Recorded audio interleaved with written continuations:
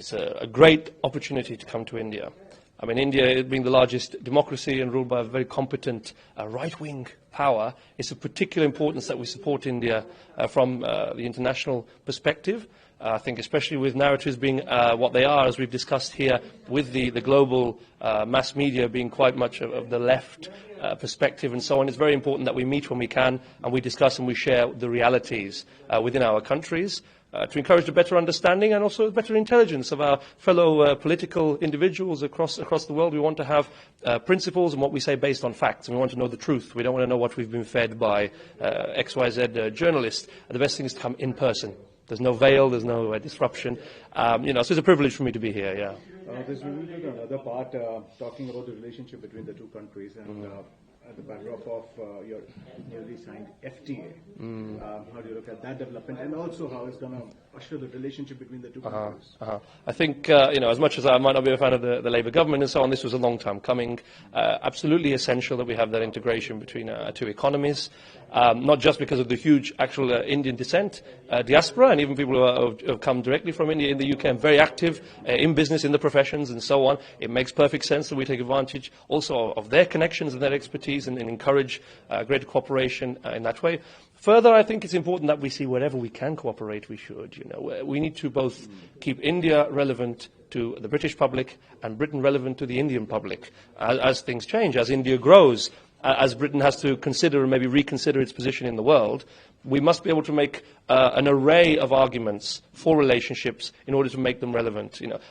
Gone are the days where you can just perhaps argue for national glory to justify geopolitical decisions. Much better when we are integrated also economically.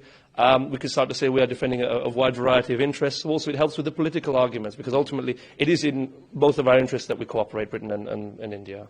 I've seen that you participated in the session on terrorism as well as the recent session.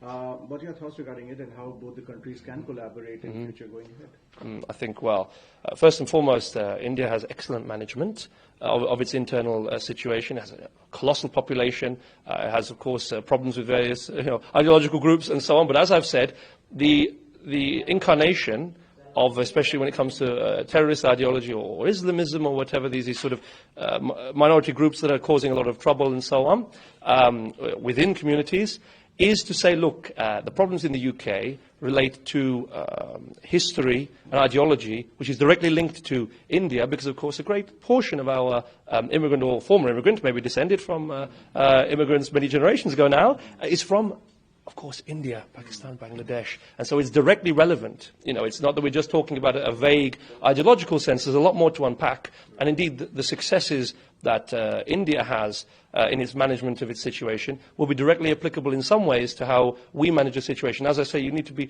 cultural. I mean, if India has a problem with Pakistan, it has to know that Lahoris are not the same as Mirpuris and so on, and that there are cultural and geopolitical factors within the country. In Balochistan is very different. It might be part of Pakistan, but there are different things going on. And so you need that knowledge, because it also directly impacts the individuals, even if they have moved to the UK or descended from someone who did move to the UK from those regions. You need to have that history, that knowledge, which British used to have.